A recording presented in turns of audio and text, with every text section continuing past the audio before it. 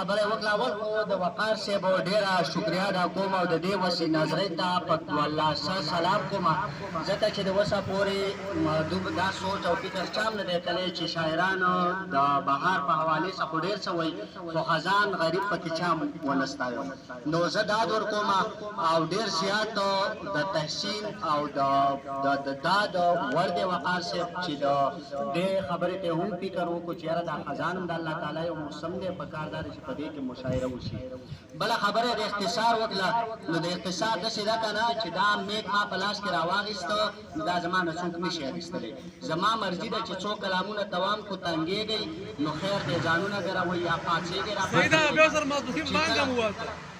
او چې کله څوک سټېج له راشي نو د هغه اختیار شي مایک خو بران څوک په زور نه اخلي نو داسې به وکړمه چې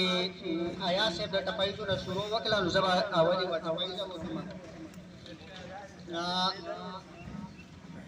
د محبت پرنګ ککړ شه لګ د غیرت په دوړه خړ شه